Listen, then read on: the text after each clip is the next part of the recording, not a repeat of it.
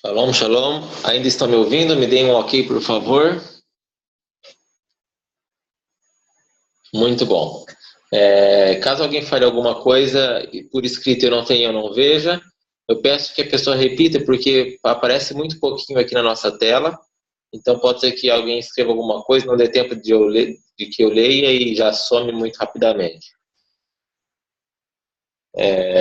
Bom, shalom, shalom a todos. Hoje, em especial, nós estamos fazendo uma extensão do curso de vida judaica. O curso que era para ser somente amanhã, nós vamos iniciá-lo hoje e estendê-lo até amanhã, porque temos muitas coisas a tratar, muitos temas a serem falados. E pelo motivo de ser agora Pesach, já estamos em cima da hora já, na verdade, mas nós não quisemos furar a fila da nossa agenda, de que nós vínhamos tratando já desde um mês, que o tema era Shabbat, e vamos ainda seguir estudando Shabbat nas próximas semanas após Pesach. Lógico, vamos dar uma introdução sobre Shavuot, tudo, mas isso mais para frente. O objetivo hoje é tratarmos em exclusivo da festividade de Pesach. O que é Pesach? Mas é Pesach, e qual é a importância dessa festividade para nós, o povo de Israel? Pesach, ela é o princípio de tudo. Nos primeiros shurim que nós tivemos, quem tem acesso ao nosso histórico, todos têm acesso ao nosso histórico de vídeo, é importante que assista os primeiros 2, 3 shurim que nós temos da classe que já está em andamento, né?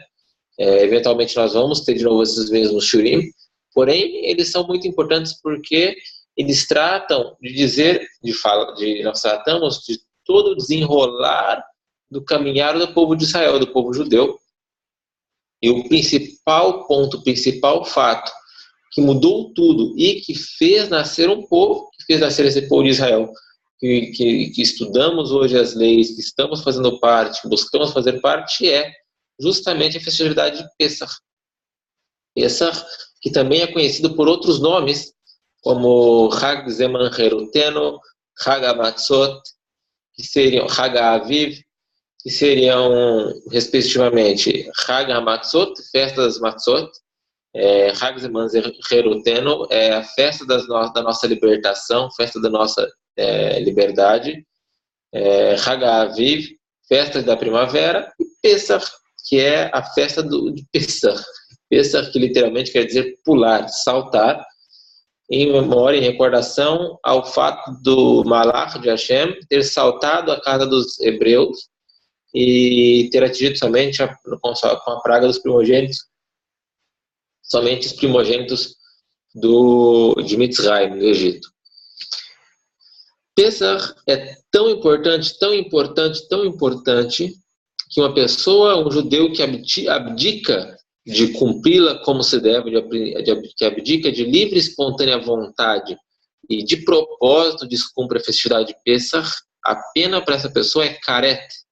Essa alma ela não terá parte no Lamabá, no mundo vindouro, nem na Tchiat HaMetim, ressurreição dos mortos. Essa pena é tão severa, porque uma pessoa que não acredita que eu sou Hashem, teu Deus, que te tirei da terra do Egito, uma pessoa que não acredita nesse princípio de que Hashem sacou o povo de Israel do Egito, é óbvio que ela também não vai acreditar em nenhum Anohi que seja dito para frente, ou que Hashem diga, vai Omer Hashem el Moshe, ou que disse Hashem a Moshe, porque o mesmo Hashem que tirou o povo de Israel do Egito é o que está dizendo agora para Moshe, isso e aquilo. Então é evidente que uma pessoa que renega a saída de Mitzrayim, consecutivamente também venha a renegar a todas as outras mitzvot da Torá, e uma pessoa como essa é certo e seguro que não tem parte no Olam Haba. A festividade de Pesach, ela contempla e ela vem nos trazer algumas mitzvot em especiais, algumas não são mais cumpridas hoje em dia, e outras em especial são cumpridas ainda até hoje, e são dever ser cumprida. Na verdade, a Pesach, que segundo a Torá, Lefi Torá, é a véspera do que nós comemoramos hoje, Pesach. Porque na véspera, que seria o dia 14, pegar o calendário, porque eu sempre me embanando, sempre. Exatamente. A Erev Pesach, que seria no dia 14, é o dia que os hebreus levariam, que nós, judeus, levaremos e levávamos o carneiro inteiro ao Mishkan, ao templo, ao Beit HaMikdash, para que ele possa ser imolado, e comeríamos ele em Jerusalém. Então era uma festa de peregrinação que ela começa na véspera. Então a véspera, na época do Beit HaMikdash, é o dia no qual se imolava o carneiro, se comia o carneiro, se colocava para assar, e durante toda essa noite se comia, que aí é o primeiro dia de Hag, é o primeiro dia de celebração, de festividade, que aí já é o dia 15. E aí no dia 15 não deve ser feito nenhum tipo de trabalho. Seguimos com o Rola Moed, e também o último dia da festividade é um Shabat também. É um dia que não se faz trabalho. Então, tanto o primeiro dia da festividade de Pessah, quanto o último dia da festividade de Pessah, que nesse ano serão na terça-feira e na segunda-feira. Então será na terça-feira, dia 11 de abril, que já é a terça-feira próxima. Então, ou seja, desde segunda à noite até o findar no caso de vocês que estão na Galuta, até o findar da quarta-feira, e aí segue o Rola Moed, com suas regras específicas, e finda no dia 17 de abril, na segunda-feira, que seria o último dia, também é um Shabat, ou seja, nenhuma obra, nenhum trabalho dos que são proibidos no Shabat devem ser executados, exceto alimento para o próprio dia e não para o dia seguinte. Ou para uma pessoa que faz comida para vender, esse tipo de trabalho não é permitido nem um dia de festa. Porém, todo alimento que venha a ser preparado, ele é permitido somente para o próprio dia. Hoje, na véspera do Pessach, os primogênitos têm o costume de jejuar. Então, a pessoa que tem sido primogênito, homem, ele tem o dever de jejuar na parte clara do dia da véspera de Pessach. Tá ok? De hoje até Pessach. O que nós devemos fazer e como nós devemos proceder em nossas casas, como vocês já devem estar fazendo, né? Porque, se eu não estou enganado, muito enganado, o Rav Alexander, ele já vem aproximadamente 2 ou 3 semanas já tratando dos detalhes de Pessach com vocês. Então, eu estou trazendo hoje a questão mais prática. Como vocês vão proceder agora, de agora até Pessach. Tá bem? Então, as casas de vocês, elas já devem estar todas limpas. Limpas, o que seria limpas? É eliminar todo e qualquer tipo de vestígio de Hametz. Hametz, como já foi muito bem falado já pelo Rav Alexander, é todo e qualquer tipo de cereal, das 5 espécies de cereais fermentados. Trigo, cevada, trigo sarraceno, cevada, espelta e centeio. São 5 tipos de cereais, nos quais eles passando por um processo de fermentação, ou seja, se eles foram processados industrialmente, mesmo que não tenha fermento, é considerado hametz, fermentado. Por quê? Existe uma série de leis e alahot que prescrevem que o trigo, após ser molhado, não pode ficar 18 minutos. Se ficou 18 minutos, é considerado hametz e é proibido de ser comido por um judeu. Se for comido intencionalmente, displicentemente, a pena para isso é careta. Então é muito sério isso. Então, como devemos proceder? Devemos, primeira coisa, verificar os lugares aonde se encontra o hametz. A despensa, a cozinha, o armário, a geladeira. Cozinha principalmente, deve ser verificado. Depois disso, a cozinha está totalmente verificada, né? Passamos para os outros cômodos da casa. Sala, armários. Ah, mas ninguém coloca hametz ali. Mas tem que verificar. Ah, e no guarda-roupa, onde tem roupa, tem que verificar. Vou contar um caso aqui, que é bem engraçado. Ele é o filho do Rav Alexander, que veio aqui em casa um dia. E espero que ele veja esse vídeo. O Obadia estava aqui em casa um dia, veio aqui em casa, e eles estavam brincando no quarto das meninas, e foi a Malca, então foi a filha dele. E aí daí, minha esposa, daí uma semana, abriu uma gaveta lá do quarto, mas o que está fazendo esse sanduíche dentro da gaveta? Tinha sanduíche, queijo, alguma coisa, dentro da gaveta de roupa das crianças. Então, vocês vejam bem que deve ser verificada, principalmente em casas que tenham crianças. Essas casas devem ser verificadas muito, muito bem verificadas. Armário, guarda-roupa, lugares onde tem brinquedos, lugares, todo lugar é possível, né? Rav Baruch, nosso rabino da sinagoga, estava falando assim que ele parou na casa dele, deixa eu ver onde que eu vou verificar e onde eu não preciso verificar de jeito nenhum. Ele estava pensando, nos armários ali em cima, eu acho que eu não vou verificar. Aí ele parou e pensou bem nos filhos dele, falou, meu filho joga bolacha para todo lado, vou ter que verificar também. Então, mesmo os lugares mais impróprios devem ser verificados. Após essa verificação, estar muito bem verificado, nós procedemos com uma cerimônia, um processo que se chama Mechirat Hametz, a venda do Hametz. Vender o Hametz não quer dizer que você vai vender todo e qualquer Hametz. Então, por exemplo, vamos supor o seguinte, vocês têm uma panela que vocês não vão cacherizar para Pessach. Não, essa panela de pressão eu não vou usar a semana de Pessach, eu vou deixar ela guardada. Ou já dei toda a minha comida de Pessach. Já dei as bolachas, já dei o macarrão, já dei a manteiga que tinha ainda manteiga, já doei tudo. Eu não vou vender, eu vou doar. Estou livre de fazer o processo de Mechirat Hametz. Mas as minhas panelas tem umas que eu não vou cacherizar. Tá ok. Se você não cacherizar todos os seus utensílios, todas as suas panelas, tudo que você que contém, eu tenho que entrar em contato com Hametz durante o ano, dentro do carro. Muito bom, Edvaldo, deve ser verificado sim. Então, tudo que tem entrado em contato com Hametz é considerado Hametz. Que você não vai cacherizar. Tem uns talheres, eu vou comprar talheres novos, deixa esses guardados, tá ok? Ralos de pias, sim, devem ser cacherizados também, gado. Então, vamos supor que a panela eu não cacherizei, vou deixar ela guardada no armário. Nós aqui em casa vamos fazer isso com algumas panelas, por exemplo. E aí, posso ou não posso ter essa panela durante o período de Pessach? Porque existem duas proibições, várias proibições sobre o Hametz, né? Primeira, não devemos comer o Hametz. A primeira proibição. Não devemos possuir o Hametz e não devemos ver o Hametz. São proibições seríssimas, tá ok? Todas elas são proibições. Então vamos lá. Comer, bom, não vou comer porque eu vou comer salada de alface, nem ver. Ver é uma proibição deoraita da Torá, tá ok? Ver o seu Hametz. Tá bom? Se você está andando na rua e passa na frente de uma padaria e o cara está comprando um pão francês, tudo bem, não é culpa sua, né?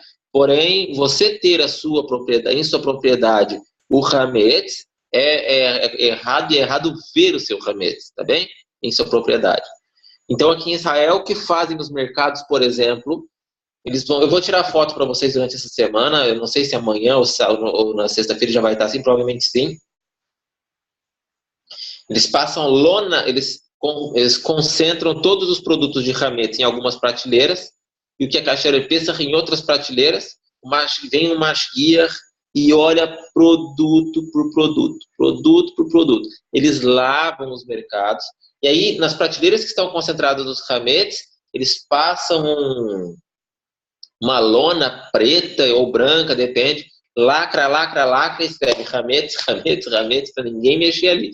Ninguém deve mexer ali. Eu vou mandar a foto para vocês durante a semana. Então, ver, possuir e comer são proibições relacionadas ao Hametz durante o período de Pessach. Então, eu tenho a minha panela que eu não cacherizei, porque eu não vou usar, e guardei no armário. Você ter essa panela é possuir um Hametz em Pessach. Possuir o Hametz em Pessach é mais sério quase que consumir o Hametz em Pessach. Veja só vocês, uma história que foi contada pelo nosso rabino aqui no Shabbat, que estávamos estudando algumas mitzvot. Estavam dois judeus religiosos, no campo de concentração, até se ficar escondido de volta. No campo de concentração, e chegou o dia à noite de Pêssar. E aí os alemães deram um pedaço de pão para cada judeu, e aí tinha um que era muito religioso, ele disse o seguinte: bom, é a noite do Seder de Pêssar, eu não vou comer hametz hoje, né? Tô fraco, vou segurar minha fome até amanhã e não vou comer o hametz. E aí tinha outro, que era um muito religioso, e disse para ele o seguinte: por que você vai comer e não vai comer o hametz?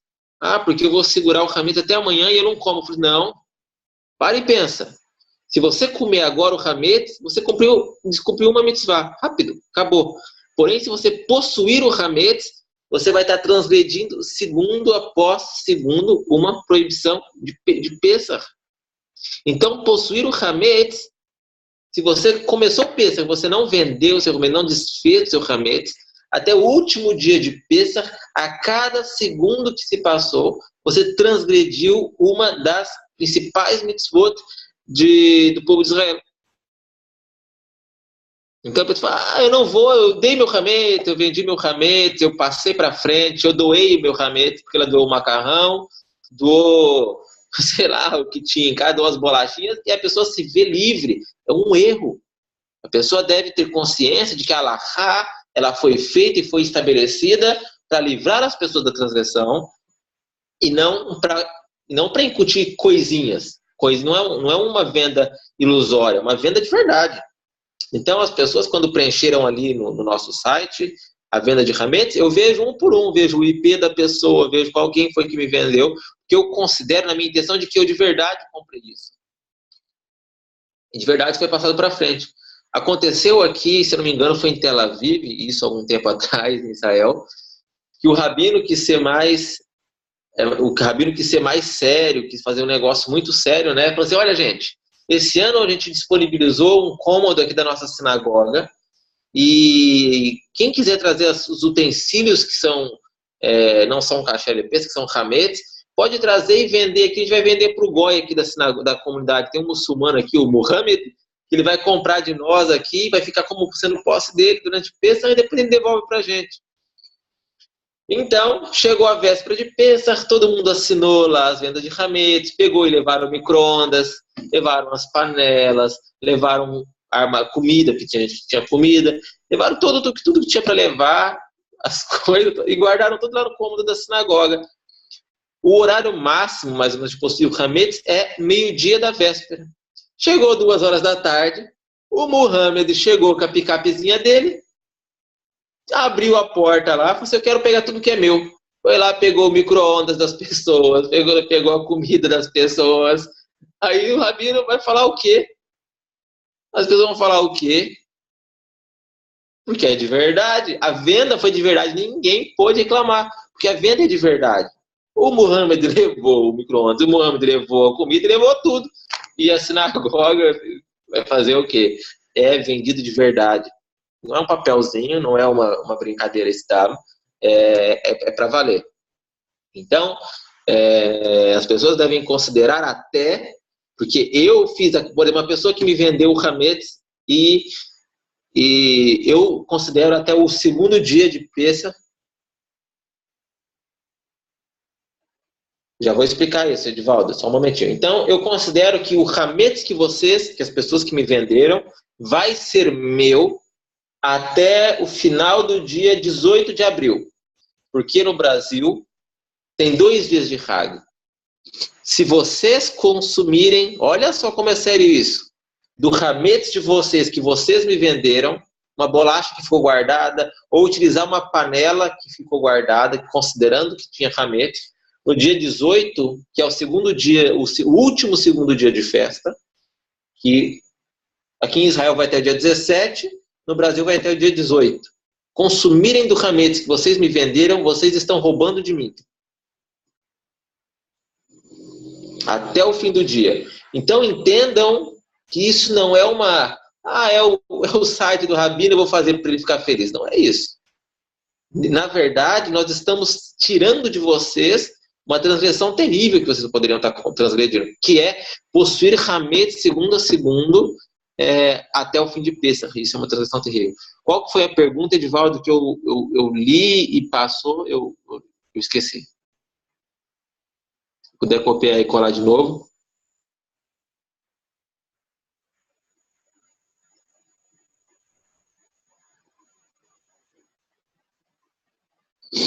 Enfim. Perfeito. Então, o que deve ser feito com as panelas que não vão ser cacheirizadas, com os produtos que vocês não deram embora, o macarrão que ficou lacrado, a bolacha que ficou lacrada?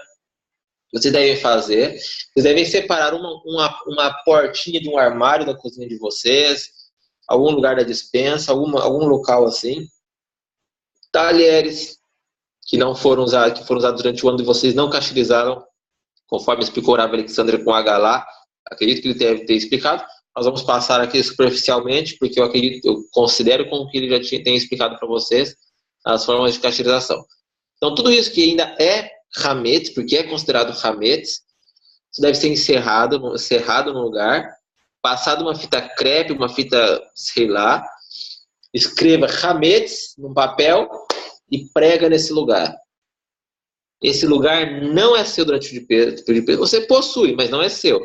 Você me vendeu, eu já passei para frente já. Assinei ontem uma carta com o meu rabino dizendo que ele tem autorização de vender todo o Hametz que tiver sobre minha posse na véspera de Pêssach. Então, assim é considerado. Como se isso que você lacrou não é seu e é Hametz, mas não é seu. Você só está aí sob tutela. Tá bem? Assim você não incorre na proibição de possuir Hametz. Tem que preencher o formulário, claro. Todas as pessoas têm que preencher o formulário. Está no nosso site, dvartorahisrael.com. Na primeira página tem ali laranjadinho, venda do Hametz. Tá bem? A pessoa faz em nem um minuto, não leva para fazer. Tem que ser lido e entendido. Possuir o Hametz. Se for correto. Não pode ser aberto, tem que ser um local fechado. Uma caixa de papelão, por exemplo. Vai no mercado, pede uma caixa de papelão, lacra a caixa de papelão. Tá bem? Possível, é possível. Tudo é possível. Então, possuir o Hametz, uma proibição seríssima.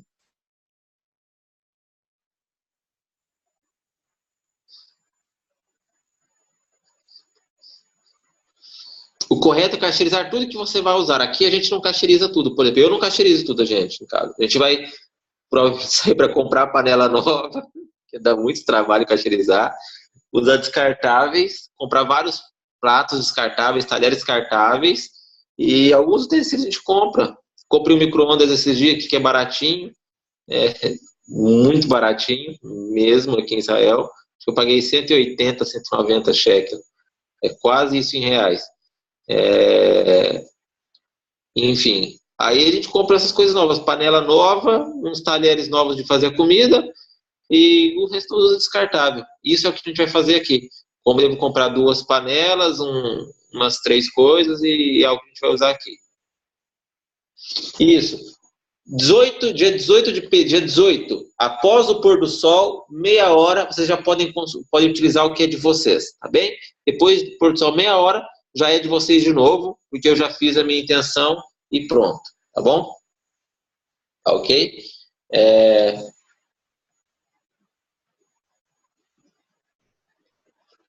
Se a pessoa for trocar panela de carne para leite, é costume dos faradim trocar, os ashkenazim não trocam, tá bem? Agora, em Pêssach, os faradim costumam, com a possibilidade de trocar o que é carne para leite. Possibilidade, não é obrigação.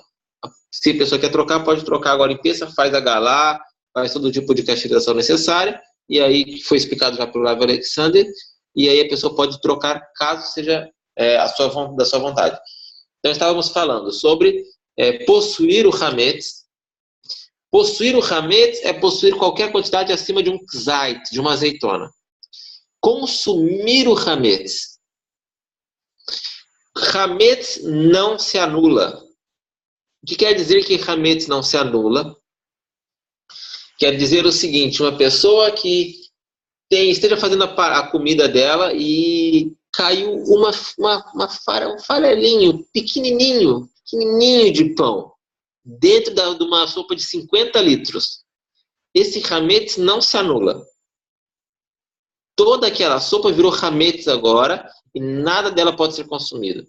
Por que isso é uma alahá específica para a pessoa? Porque se nós, por exemplo, pegarmos um pedaço de porco, de, sei lá, de qualquer coisa, de cobra, de sapo, de qualquer animal que não seja kasher, um pedaço de 1 grama, e eu colocar ele em 1 quilo de um ensopado e deixar ele lá até dissolver, ele se anulou. Até 1 grama em 100 gramas se anula. 1 grama em 60 gramas se anula. Então tem um conceito lá que se chama Vatel Leshishim.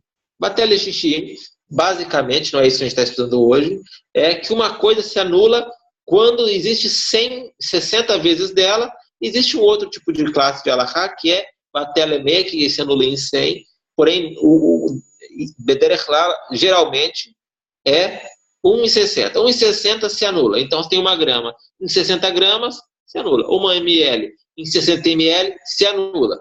Hametz, nenhum em 1 milhão.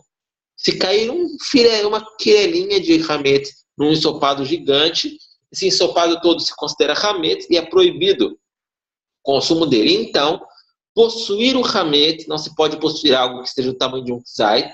Consumir o hametz, não se pode consumir em medida nenhuma. Absolutamente proibido comer qualquer quantia, em qualquer quantidade, em situação que seja de hametz. E ver o hametz, nós já citamos, tá bem?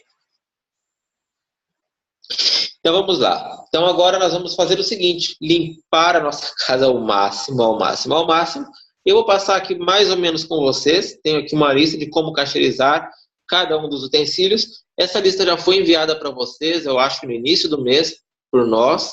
Eu vou reenviar agora no final da aula para todos os grupos de vocês. Sei que vocês estão cansados de ver eu já enviando coisa para todo mundo, mas tem que receber e tem que ler. Então, por favor, me lembrem, se eu não lembrar, de ao final aqui, de eu encaminhar essa listinha que eu vou ler aqui agora com vocês, tá bem? Fogão. Rapidamente, todos os utensílios, como a gente cacheriza o fogão. O fogão, se for possível trocar as grelhas, é melhor trocar as grelhas. Se não, elas devem ser aquecidas até ficar incandescente. Quem tem um maçarico, geralmente usa um maçarico para fazer isso, tá bem? As pessoas que forem cacherizar a mesa do fogão, que é a parte que fica a mesa do fogão mesmo, tem as bocas e a mesa do fogão, a parte da mesa, deve ser limpa, muito bem limpa, e depois deve ser derramado água fervente, tá bem? E após isso, passado uma folha de alumínio por cima. Okay? Então, água fervente, passa uma folha de alumínio. Por isso que vocês devem ter visto aí, várias pessoas devem ter mandado, não sei se vocês receberam, eu recebi um aqui, está a casa inteira com folha de alumínio, porque é um costume geral de Pesach, cobrir tudo com folha de alumínio. Tá bem? Em geral, então é isso. Os botões devem ser retirados, devem ser limpos, o fogão deve ser muito bem limpo, todas as bocas devem ser muito bem limpas, muito, e passado maçarico, ok? Não teve condições de comprar as coisas novas, então passa o alumínio, tá tudo certo, a caixa era igual, sem nenhum tipo de problema. Fogão elétrico. O fogão elétrico deve ser aceso no máximo até a chapa dele avermelhar. Sobre a mesa, sobre as grelhas dele, devem ser jogados água fervente e passando na água uma pedra ou ferro incandescente, tá ok? Então deixa uma barra de ferro. Já vamos ler os micro-ondas.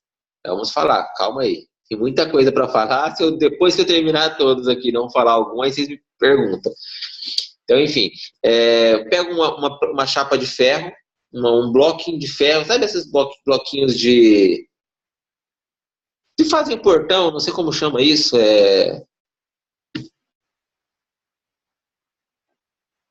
Alguém me ajuda? Que tem inox? Não é o inox, Tom. Sabe essas Galvanizado? barra, uma barra, exatamente, uma barra dessa de ferro, deixa ela no fogão com um alicate, ou se você quiser pegar um arame, deixa um arame bem longo assim, né, passando pelo meio, deixa essa barra ficar incandescente, e aí nessas chapas, nessas mesas, você coloca ela no lugar, gente, muito cuidado com isso, tá? Crianças bem longe, manda a criança para casa da sogra, e a sogra também para casa dela, joga água quente, pega esse ferrinho com o cabinho, passa por cima para ele borbulhar o local, tá bem? Então assim vai fazer com as chapas, assim vai fazer com as mesas do fogão também, assim, se tiver o maçarico melhor, não vai estragar o fogão com maçarico, tá bom? Por favor. O forno do fogão, as grades devem ser até ficarem incandescentes, o forno deve ser bem limpo, com um produto especial que remova toda a gordura. Em seguida deve ser aquecido na temperatura máxima durante 2 horas, tá bem? Se possível, as paredes internas devem ser revestidas, bem como o teto, o chão, a parede interna, com folhas de alumínio. O forno autolimpante. Acho que quase todo mundo hoje em dia tem um forno que é o autolimpante. Há 2 tipos de autolimpante. Aquele que chega até 500 graus, ele se casteliza sozinho. O autolimpante que chega a 500 graus, só ligar ele em 500 graus, ele se casteliza sozinho. Ao ser limpo ligado na temperatura máxima até o final do ciclo. Porém, o forno que não chega a essa temperatura deve seguir a limpeza do forno anterior, tá bem? Pias, cubas e etc. Essas cubas de porcelana, cerâmica ou esmaltadas não podem ser cacherizadas, ok? Essas pias que são de cerâmica, não sei se hoje em dia vocês têm ainda, por exemplo, uma pessoa que utiliza, vou pegar um exemplo, tá? Deixa eu ver aqui, eu me perguntar se eu posso vê-los, eu posso ver se eu vir aqui, posso ver sim, Edivaldo, consigo vê-los.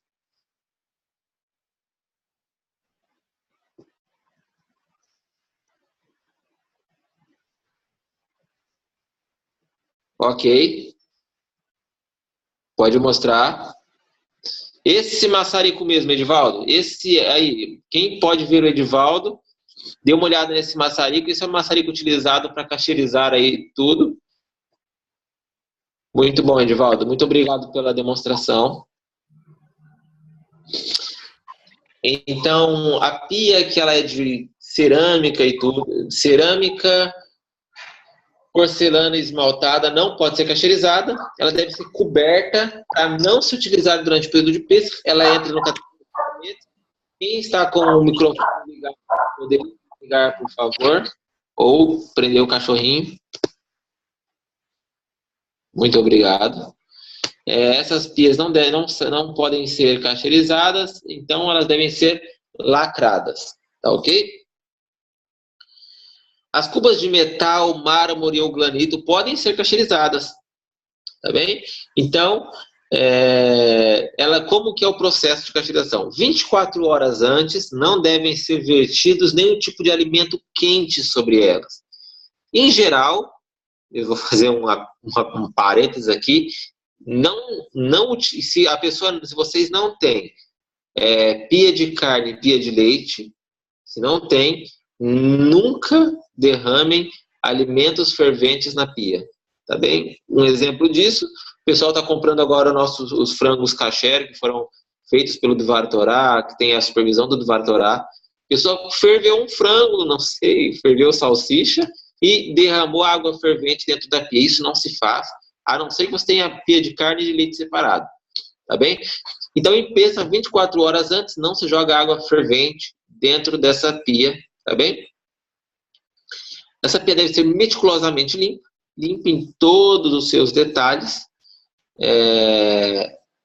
Joga-se um produto desentupidor no ralo, em seguida seca-se a pia, depois de limpa e seca,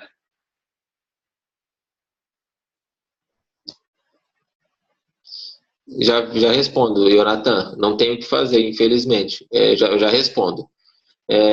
Depois de limpa e seca, é vertido água fervente. Passa também o ferrinho fervente conforme nós explicamos anteriormente, tá bom? Se a pessoa tem só pias de cerâmica, o correto é lacrá-las, tampar com uma madeira, tampar com alguma coisa e utiliza o tanque de lavar roupa. É kasher, vai ser o kasher teu, entendeu? Melhor do que você usar a pia, ela não tá kasher. E vamos supor que você esteja, olha só como é sério, um exemplo, tá? Tá lavando a sua pia, tá lavando o alface caiu na pia, e aí? Está kasher ou não está kasher? Está fazendo, sei lá, um tomate, o tomate caiu na pia. Nós já vimos a seriedade que é, entendeu? Então, isso não se faz. Então, vamos lá. Pia é dessa maneira. Liquidificador, batedeira e multiprocessador. A única maneira é ter um novo copo, tá bom? Se a pessoa não conseguir um novo copo e novas faquinhas, não dá para utilizar em pêssego o mesmo que utilizou com rames. Que usa para fazer bolo e etc. É melhor guardar, não usem pêssego, vai comer matzá, tá bem? Geladeiras e freezer devem ser muito, muito, muito bem limpos, muito bem lavados, tá bem? Passado detergente, um pano úmido, produtos de limpeza, muita atenção na borracha da porta da geladeira, tá bem? Usa uma escovinha de dente usada, pega a escovinha do marido e para tirar os rametes infiltrados nas bordas da geladeira, bem? Todas as frestas e orifícios. Os armários devem ser muito bem limpos e forrados, papel alumínio. Mesas e balcões, sempre que for possível verter água fervente, deve ser jogada, como nós falamos da pia.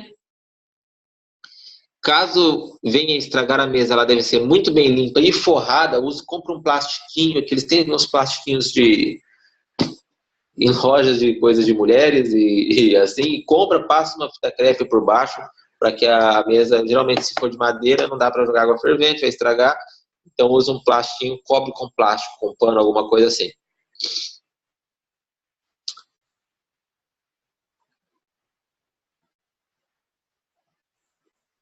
Pode guardar até na sua própria casa, Eliarro. Não tem problema nenhum se você preencher a venda do Hametz, tá bem? Se você não preencheu a venda do Hametz, se for teu, meu amigo, tá na tua casa, tá na casa de alguém, é proibido uma... Aí vem outro problema. Um produto Hametz de um judeu que ficou sob posse de um judeu durante o período de Pesach não pode ser usado nunca mais, entendeu? Complexo. Então, tem que fazer a venda do Hametz, não tem saída. Você fala, eu vendi, eu fiz isso, aquilo, outro. Edna, panela de cerâmica. Cerâmica não se cacheriza, Edna. Tá bem? Cerâmica não se cacheriza. Então, se ela foi um dia carne, ela vai ser sempre carne. Se ela foi um dia leite, vai ser sempre leite. Se um dia caiu porco nela, nunca vai ser kasher. Tá bem? A cerâmica não se cacheriza. Então, a cerâmica não cacheriza. Tem que guardar ela, põe ela isolada, preenche a mechirat hametz, a venda do hametz.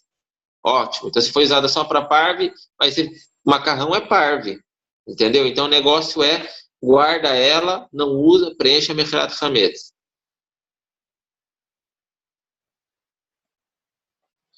Hametz em perfume, cremes, etc, não são considerados hametz. Tá bem? Hametz é para comer. Não é considerado hametz que um cachorro não come. Seguramente ele não vai comer o hametz. Não vai comer o perfume, né? Então não é considerado hametz. Hametz em remédio não é considerado hametz, se for receitado. Qual foi a tua pergunta, Gessé? Doar. Pode doar o hametz, não tem problema nenhum a fazer doação. Porém, mesmo doando, a pessoa tem que preencher o mechirat hametz. É uma obrigação. Bem? Toalhas de mesa, toalhas de pano, etc, devem ser fervidos, muito bem fervidos. Tá bem? Se não é possível ferver, isso. Se não é possível ferver, a pessoa deve comprar um novo ou lavar muito bem. O problema dos guardanapos são as beiradinhas, né? Que geralmente tem uma dobra, uma costurinha, e fica ali alguma coisa na festa, é complexo. Melhor comprar um guardanapo novo no 99, muito melhor. Ração animal é considerado hametz porque o animal come o hametz, né? Então é considerado hametz. Prato de cerâmica não dá para pasteurizar. Tá bem? Então vamos lá. Explicado agora o que nós devemos fazer com a nossa cozinha, com todas essas coisas na prática, nós devemos então estar prontos até, vamos ver aqui no nosso calendário para não esquecer, domingo, dia 9.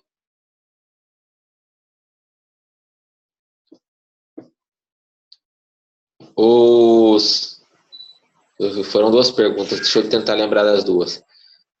Você pode guardar as coisas hametz, que foram panelas e etc, num armário ou numa caixa de papelão lacradas, junto com paninhos, com tudo. Eu vi uma outra pergunta. Já tem a conta aqui. Meu irmão, não reparei nele. Qual foi a última pergunta que eu não percebi? Que eu esqueci.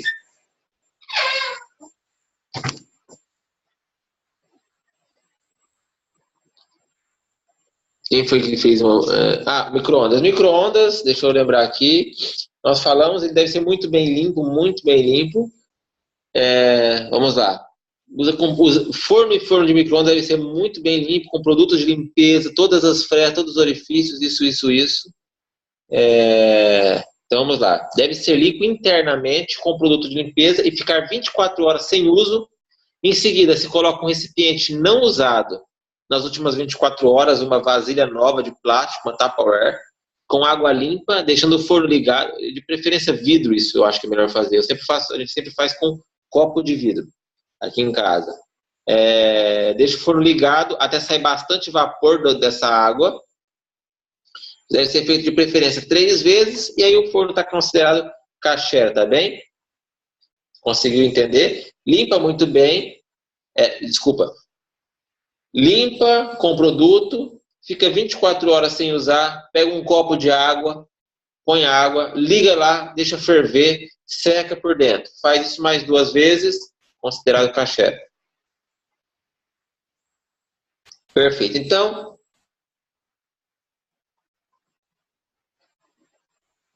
se você mora na casa da sua mãe, então, no tudo que nasceu, não precisa se preocupar de limpar.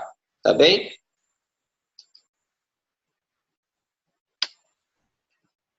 Então, vamos lá.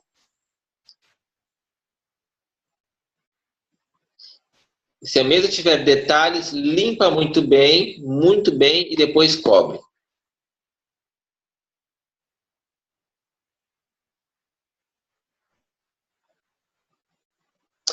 Então, vamos lá. Então, procedemos com a limpeza no máximo, limpamos, fizemos tudo que tínhamos para fazer. Na véspera da véspera, ou seja, no domingo à noite nosso, nós todos que já temos uma Haggadah de Pêssar, existem muitas Haggadotas de Pêssar. Esta aqui é que é a da Sefer, não sei se eles estão produzindo ainda, acredito que sim. Existem Haggadotas que são Haggadotas especiais, que são o mesmo texto que o da Sefer, mas são Haggadotas especiais do Brasil. Cada um tem sua Haggadah, né? Tem essa aqui é uma que eu gosto muito, que eu tenho, que é muito bonita. Tem textos maravilhosos. Tenho essa daqui que minha filha ganhou na escola essa semana. Da criança mesmo, ela é toda ilustrada, vejam só. Tem outras Haggadot aqui, deixa eu ver o que mais que eu tenho aqui.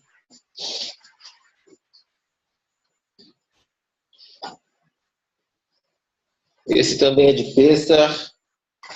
Ele é do Correio de Israel. Ele tem muita coisa aqui dentro. Tem a Haggadah de Pêssar, muito bonita também. Eu tenho ela escaneada, toda em hebraico, né? Ilustrado. Tem joguinhos de Pêssar aqui também, vamos lá. Tem jogos de pergunta e resposta. Então aqui em Israel tem muita coisa diferente para que a pessoa possa ter. Porém, o que eu quero chegar no ponto é Haggadah. Para Pessach, as pessoas, para celebrar a festividade de Pessach, a pessoa tem que ter uma Haggadah em mãos, porque a Haggadah é o nosso Sidur específico para a festividade de Pessach. Então, na véspera, no domingo agora já, nós faremos a Bedikat Hametz. Bedikat Hametz foi instituído por nossos sábios, que seria a busca do Hametz. A busca do Hametz ela tem uma brachá específica, que se encontra na página 1 das Haggadot, específico da Haggadah de Pessach. Aqui, veja só. E essa busca do Hametz, ela é após toda a limpeza de tudo. Nos tempos antigos, não existia essa limpeza que nós estamos fazendo hoje. Toda essa primeira parte que eu fiz até agora, nos tempos antigos não existia. Por quê? A busca do Hametz era feita agora. Agora era a limpeza do Hametz da casa. Porque a pessoa, em geral, não tinha o que fazer. As pessoas no passado moravam em um cômodo. Então era um cômodo, um quarto. Ali era a cozinha, ali era a sala, ali era o quarto, ali era tudo. E ali era onde ela vivia. Se ela tinha pão, ela comia. Ela não tinha geladeira. Se ela tinha... E o que tinha de comida, ela comia. O que não tinha era farelo, caía no chão e os ratos comiam. E no passado era assim. Enfim. Então, tudo isso que nós explicamos até agora não existia. Então, na véspera, os sábios instituíram a Bedikat Hametz, a busca do Hametz. Então, como é procedida essa busca? Nós devemos encontrar algum Hametz. Então, pegamos alguns pedacinhos de bolacha, enrolamos em sacolinhas plásticas, em plástico, ou em papel alumínio, espalhamos algumas pela casa. Muito bom fazer uma lista para saber aonde está cada uma delas, para não se faltar nenhuma. A luz de uma vela não é só para olhar onde estão os troços de Hametz, os pedaços de Hametz, porém é para verificar a casa mesmo com uma vela. Então olha com a vela aqui, ali, vai olhando a luz de uma vela. A luz de uma vela ela é específica porque a pessoa se concentra no que ela está procurando. Eu passei no início da semana semana passada, um material muito bacana para os grupos sobre por que a luz tem que ser a luz de uma vela, da onde os sábios extraíram o ensino sobre por que ser uma vela. Não vem o caso mais agora, mas devemos fazer sobre a luz de uma vela. Então tem uma bênção primeira, uma bênção que precede a busca do Hametz. Temos a anulação do Hametz e a anulação do Hametz depois. Então temos o Bedikat Hametz e o Biur Hametz. Biur é anulação. E o queimar o Hametz. Então, na noite do domingo, nós coletamos esses pedacinhos de Hametz e qualquer outro Hametz que ainda tenhamos, colocamos tudo em uma sacola e guardamos esse Hametz. Na segunda-feira, tem que ver cada cidade, o horário, porém, o permitido para comer Hametz é até 10, 10 e meia em geral. Esse é o horário máximo de que é permitido comer o Hametz. Então, vai tomar acordado de manhã, ainda tem um pedacinho de pão, uma pedaço de bolacha, pode comer. O que sobrou, coloca tudo nessa sacola e isso vai ser destinado a ser queimado. Com isso, eu sei que muitos de vocês não vão conseguir fazer o Biur Hametz, que é a queima do Hametz. Joga no lixo, lá na rua, bota na rua, joga pro cachorro, dá um fim nisso, tá bem? E deve ser proferido de novo a bênção que foi proferida na noite sobre o Biur Hametz, sobre a anulação do Hametz, tá bem? E aqui em Israel, eu vou mandar vídeos depois de vocês para ver como que faz. É queimado, vocês fazem fogueiras para todo lado, o pessoal vai queimar o seu Hametz. Os primogênitos farão jejum na segunda-feira, conforme eu havia Pode queimar em churrasqueira, Malca, não tem problema nenhum. Joga bastante álcool, tá bem? E aí, na noite de segunda para terça-feira, é efetuado o Seder de Pessah. O Seder de Pessah, ele vem cumprir uma outra mitzvah, também de Oraita, da Torá, que diz, e contarás, e quando te perguntar teu filho naquele dia, que rito é esse que nós fazemos, contarás para ele que foste escravo na terra do Egito, e com mão forte, braço estendido, a Kadosh Baruch Hu nos sacou de lá, com sinais e maravilhas, etc, etc, etc, etc. Então, é uma mitzvah contar, relatar o que se passou em Pessah. Isso vai ser feito na segunda-feira à noite, em Israel, segunda-feira também no Brasil, e terça tem o segundo Seder de Pessah, que também é efetuado no Brasil e na Galuta, em qualquer outro país. A Haggadah de Pessah, ela traz alguns elementos que devem ser colocados sobre a mesa. O que deve estar conosco sobre a mesa? Exatamente, só faz jejum primogênito que nasceu do parto normal. Se uma mãe teve, por exemplo, 5 filhos, todos de cesárea, eu tenho dúvida se o próximo nasceu de parto normal. Eu acho que esse é considerado primogênito de parto normal, alguma coisa assim, ou não é considerado. Eu não sei disso. Eu não lembro dessa alahá. Tem que confirmar se ele é o primeiro, se é o primeiro que nasce de uma mãe, se eu não me engano a mãe teve 3 cesáreas, por exemplo, e nasceu um filho de parto normal. Então, esse do parto normal é considerado primogênito. Preciso confirmar isso. Se eu não me engano, essa é a alahá. Então, o Seder de Pessah, ele é acompanhado de um elemento que é chamado Kiará. Olha só. Aqui é da minha filha, peguei emprestado de novo. Então, a Kiará, ela tem 6 elementos.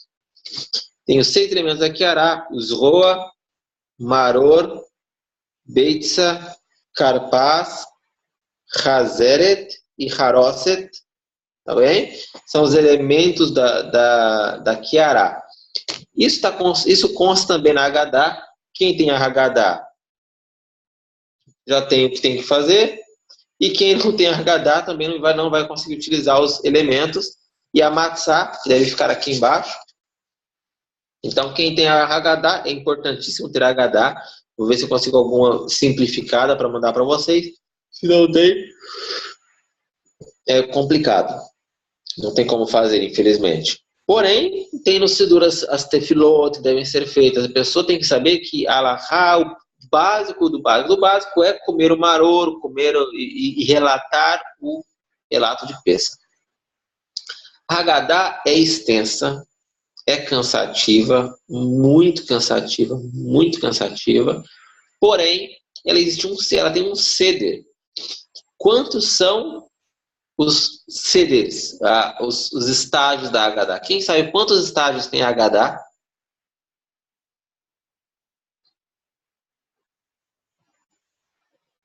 Quem poderia me dizer quantos estágios tem a Haggadah?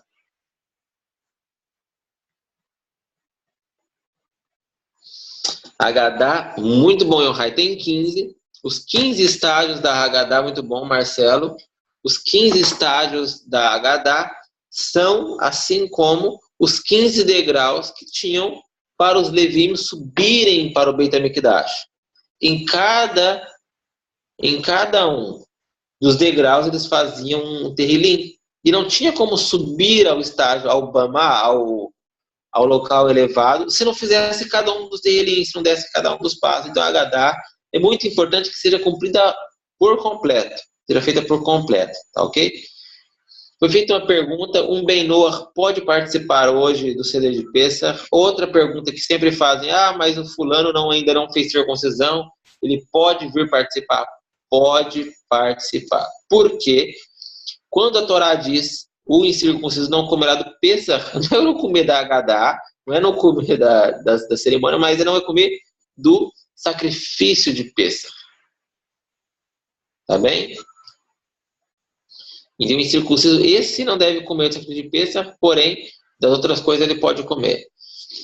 Conta, o Rabino estava contando também para nós, um relato sobre o Pêssar, que tinha um goi incircunciso, que sempre subia para Israel quando era Pêssar, porque ele gostava, tinha uns amigos lá, aqui, e ele subia quando era Pêssar e vinha comer o corban de Pêssar. Todo Pêssar ele vinha e comia. E ele voltou para a cidade dele, e ele contou para o Rabino, falou assim, todo ano, não, eu estava estudando no Talmud essa história. Todo ano eu subo para Jerusalém e como do Pêssar com os amigos, com os judeus. Mas como você come com o Pêssar? Isso não é circuncidado? Não sou circuncidado, estou normal.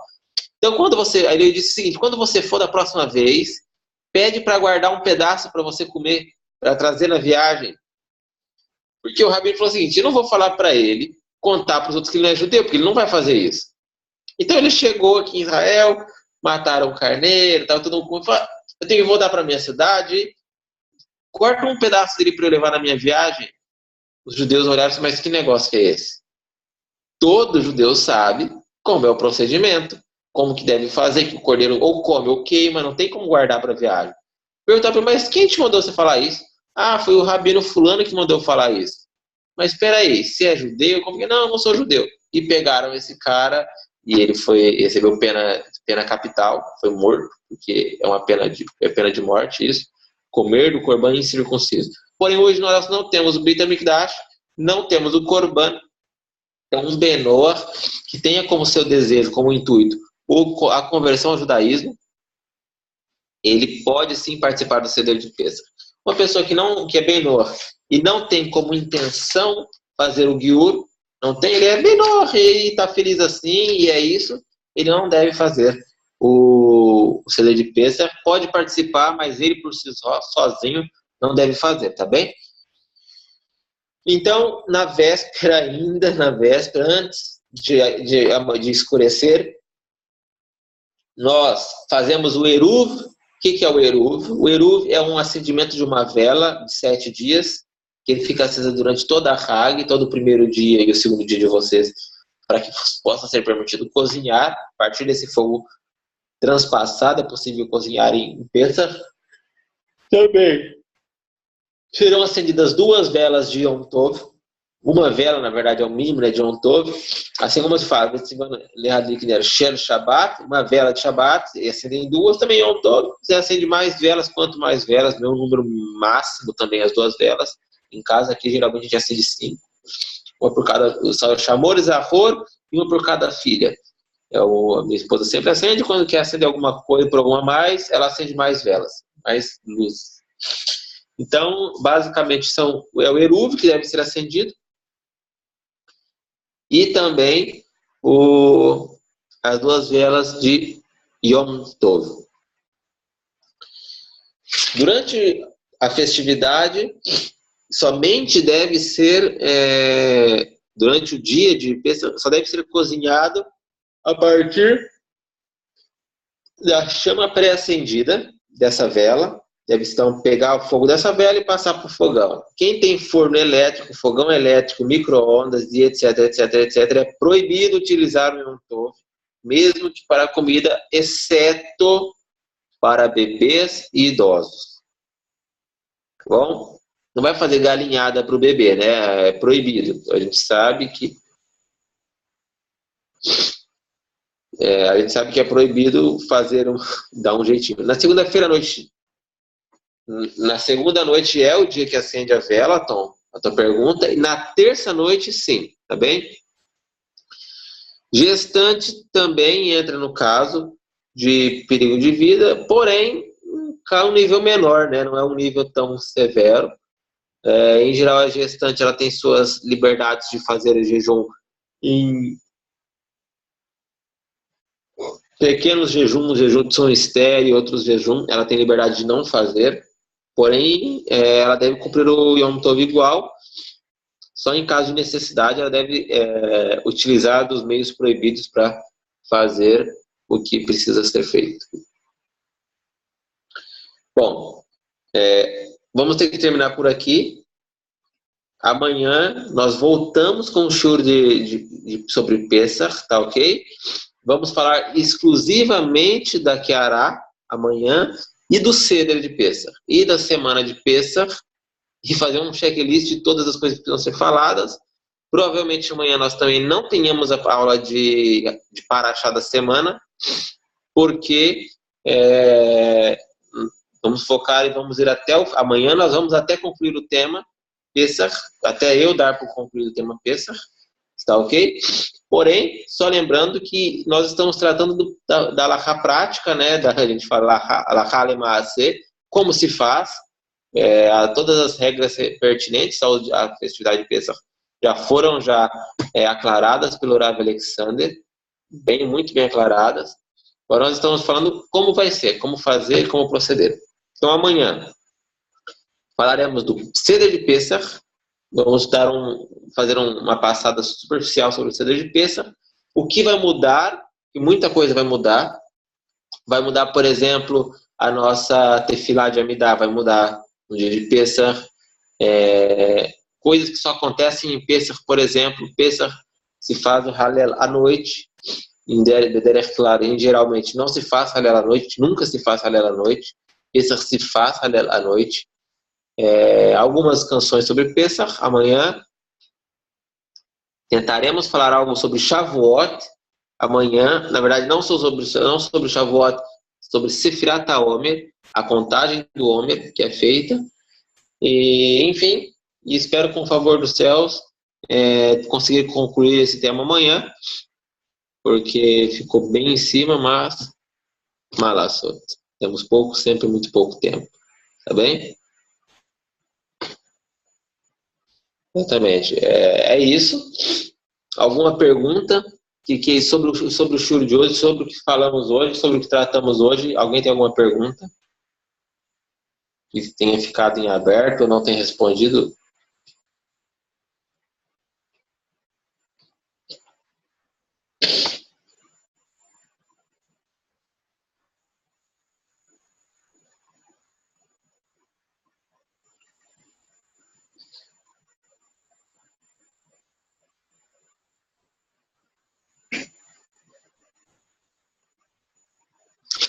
Algumas coisas que eu quero comentar ainda. Eu vou cancelar a aula. Quem quiser ficar, fique aí, não saia. Eu quero fazer alguns comentários a mais.